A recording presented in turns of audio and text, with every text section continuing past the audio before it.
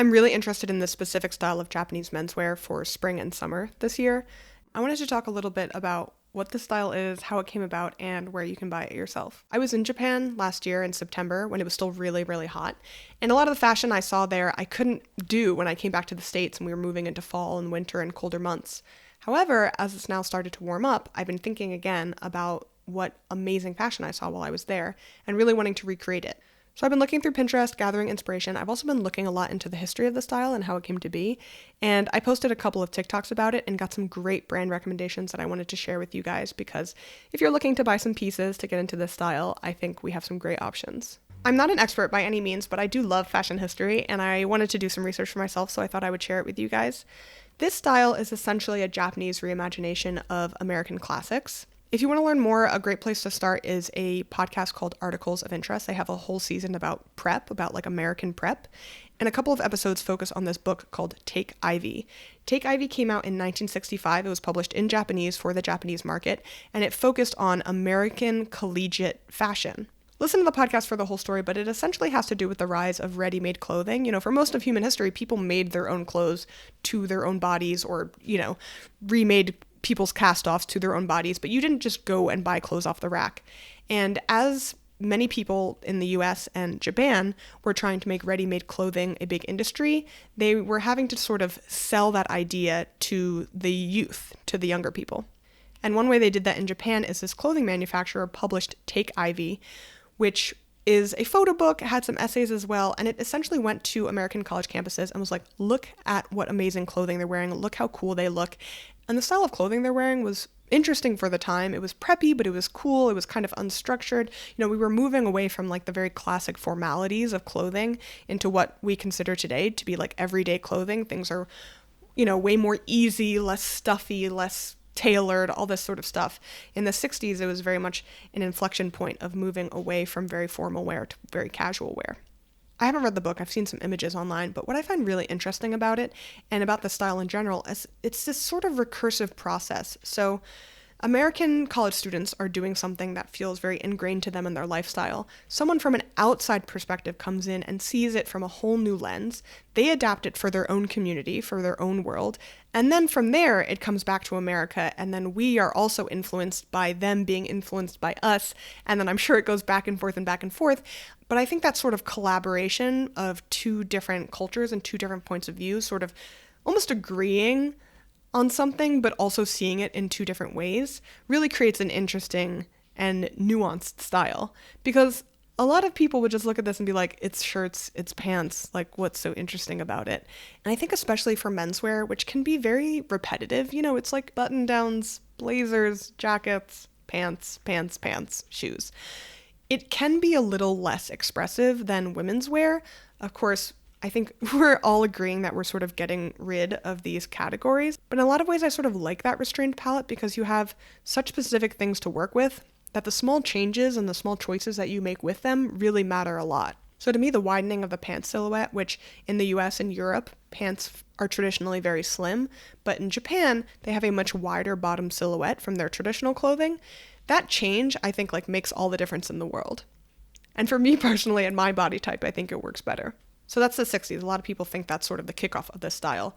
10 years later, in 1976, we have the first edition of Popeye Magazine, which is the quote-unquote magazine for city boys, which coins this term city boys. I think it's pronounced differently in Japanese. I'm not going to try to do that. But if the question is, what is a city boy? The Popeye Magazine team said, we felt we should explore every aspect of what this city boy might be. After decades of debate, it still makes for a topic of lively discussion. It can be a style or a way of thinking. I feel like I definitely identify as a city boy. I have never not lived in a city. I grew up in Philadelphia, and now I live in New York City. So I very much feel that way of life deep within me. When Popeye Magazine came out, they were very focused on California, and specifically LA, in the same way that Take Ivy is fascinated with the sort of casual sportiness of college students who are going to a team practice and then a class and then the food hall and are dressed for sort of all three of those occasions at once. LA was sort of having the same thing. There was skate culture, there is surfing culture, there's basketball, there's jogging. People are just jogging in the streets. Like most places in the world, I think, did not take up jogging as a practice before the US did. That sort of activity-centered lifestyle has a great effect on the clothes you wear because they have to work for you in all of those scenarios. So Popeye Magazine coined City Boy, and they are still publishing to this day, so they are the originators and maintainers of this style in some ways. I do want to shout out two other names for this style. One is Ametora, and the other is Amekaji. Again, excuse my Japanese. Ametora is best known, at least in the States, from the book Ametora, How Japan Saved American Style. Like if you look up Ametora, that's what's going to come up. It's a book by W. David Marks, and he's a longtime writer based in Tokyo. The book traces the Japanese assimilation of American fashion over the past 150 years, showing how Japanese trendsetters and entrepreneurs mimicked, adapted, imported, and ultimately perfected American style, dramatically reshaping not only Japan's culture, but also our own in the process. So that's what I'm sort of talking about in this recursive process. They are influenced by us, we're influenced by them, and so on and so forth. The main difference I found between Ametora and Amekaji is that Amekaji is supposedly a more casual style, and Ametora I think is the more preppy formal style, though I'm not exactly sure how they're used in like everyday parlance. I've also seen Amekaji used in the gyaru context. If you've ever seen the gyaru style, it is Japanese women who sort of use, I guess, foundation that is too dark for them to look tanned, like tanned white Americans, I think is the idea. It's a very expressive style, very interesting. Go look it up.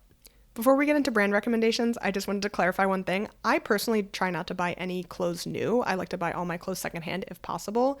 So when I find a brand that I really like, what I do is I put an alert on any one of these secondhand apps, and I put an alert for the brand, and then when stuff pops up, I look through, and if I like anything or if anything fits me, then I buy it that way. I generally, save money that way, save the planet. But also, if you're a person that is only buying like one or two new items of clothing in your whole year, do you go crazy. There are a lot of ways to be sustainable in this world. Okay, so for brand recommendations, I'm not only going to suggest brands that originate or are by Japanese designers or are from Japan. There are many brands across the world these days that are inspired by Japanese designs. I'm going to start in the UK with Sage Nation. They have this box pleat style trouser, which is pretty iconic at this point. A lot of people have them. And I just love the store because I love every piece. Like I would wear anything they made, and they don't have such a wide selection either, which I also appreciate. The brand was just launched in 2020 and I feel like has already made a huge impact. The designer Sage Nation has both Japanese and British heritage, and the fabrics that are used to create the garments are sourced in the UK and Japan and constructed in London. The other brand I really like is Studio Nicholson. I think their stuff is so beautiful, and they've actually done some great collaborations with this older Japanese guy, Hironobu, which you can look up, or I'll show some pictures here. Their designs are very fabric oriented. The founder said, "For me, there's no question. It's always fabric first. I create shapes according to how cloth behaves, because after all, everything we wear is an engineered product. The raw materials must fit the end purpose." But they're also very explicit that they draw inspiration from Japanese architecture, interiors, grunge music, 1990s subcultures, geological landscapes, and generally they're trying to create a modular wardrobe. I do want to give a quick nod to cost. I believe they were originally founded in the UK, though they are part of the H&M group, which makes them in the fast fashion world. They make nice stuff. It's a little expensive for the quality, I think, but the fashion definitely fits in with this aesthetic, and you can find a lot of stuff secondhand online. There are 3 more brands that I recently got recommendations for that are outside of Japan. One is Workwear. They're based in Hong Kong. You can tell that they fit this aesthetic because it says they draw inspiration from military attire, sportswear, workwear, and varsity fashion. Very much, the hallmarks of this city boy style. They have a lot of the silhouettes that you're looking for when you're trying to dress to the style, the balloon trousers, the sort of wide jackets, wide button downs. Very little in terms of patterns, and the price point is not bad. Another similar brand is called England, which is based in Korea. They were founded in Seoul in 2019. I like that in Korea the style is just called wide casual. I mean, yeah, that's pretty much what it looks like. It sort of boils down the silhouette to the very basic. It's wide, it's casual, and comfortable. And that's what I love about it. This next brand I think has beautiful stuff. I've never heard of them actually, but they're based in New York City. It's a design studio founded by Suzeki-chan, and she grew up in Hong Kong. The price point also isn't bad, but it does feel like a little bit more indie shop in a way that I like, as opposed to England or Workwear.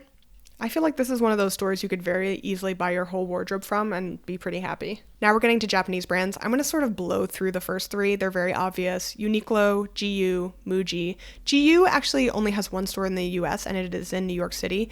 They're essentially a slightly cheaper Uniqlo sister store and they're great. I have a pair of pants from them, but it is very much bottom of the barrel. Sorry, my camera ran out of battery. I feel like Muji is better known for their household items, but I think they have great clothes. I have a sweater from them that I love to death, and their stuff is nice. It's a little bit more expensive than Uniqlo, but of course you can find all of these secondhand online. Now getting into the more like independent, artisanal Japanese brands. One that a lot of people have recommended that I check out is called 45 RPM. I don't own anything from them, but just based off of their website, they make beautiful stuff. They've been around since the 70s, and I feel like they really embrace a lot of traditional craftsmanship. Like they use indigo dyes. Indigo has a very long history in Japan. They do have an online store. I was finding it a little confusing to navigate, but you can buy stuff on there. However, since they've been around for so long, I was finding a lot of stuff used on the secondhand market. And their stuff is pretty expensive, so it might be worth looking into what's on Grailed. All that aside, though, I do really love their website. They have some great information about their craft and the history of the brand, and also some great pictures in terms of outfit inspiration. The next brand is called Sillage. It seems to be Tokyo-based, but I don't think that the designer is of Japanese heritage. However, their stuff is so beautiful. It's a little bit more of an updated look than something like 45 RPM, because I think it's a more modern brand.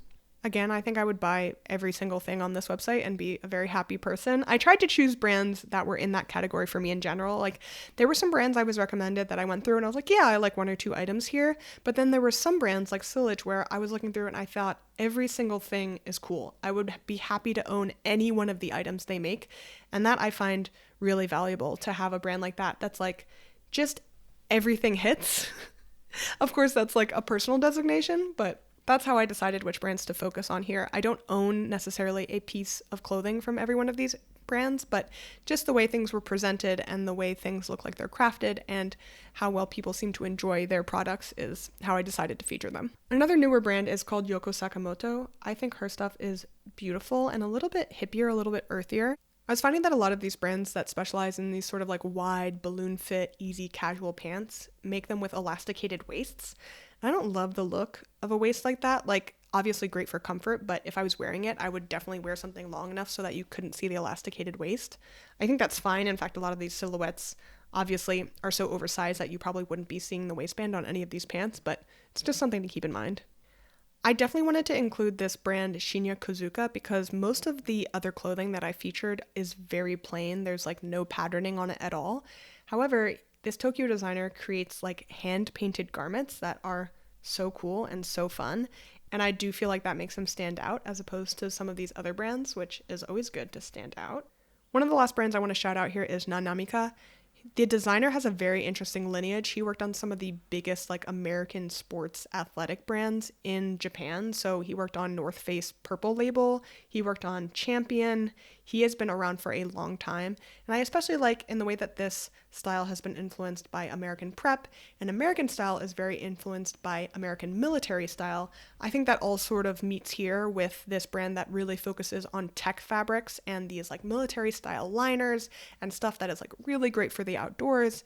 It has a little bit to do with the Gorpcore trends we've been seeing, but it also just has a very classic forever feel. This last section, I want to shout out specifically stuff I think you should buy secondhand or ways to buy things secondhand. The Japanese brand Beams, which is very ubiquitous over there. You can find that all over the secondhand market. Comme des Garçons, which is a designer brand, but has a lot of cheap secondhand options. There are also a lot of secondhand stores in Japan that you can purchase online, and they will ship it to you internationally. So Ragtag, which is a brick and mortar secondhand store in Japan, they have an online presence. And then there is this store I found called Playful DC. You can also buy their stuff online. Finally, I want to give the biggest shout out in the world to this Reddit thread. I am not a big Reddit user, so when I found this, I was like, maybe Reddit's amazing, but I also haven't found anything even comparable on Reddit since. Not that I've been looking too hard. But he does an amazing rundown of all types of different Japanese brands, how you can buy them, how you can find them online, how you can find them online secondhand. And he starts off with this great Popeye's inspiration album. So I highly recommend looking through this Reddit thread, printing it out, putting it on your walls, praying it to it every day, manifesting these clothes and these brands into your closets. And maybe we will all come out looking like city boys. So that's it. Thank you so much. I will link absolutely everything I talked about down below. Let me know if I missed anything, if I misrepresented anything, if there are brands that suck that I talked about, if there are brands that are great that I didn't talk about. I would love to hear from you all. Love you. Thank you for listening, and see you next time.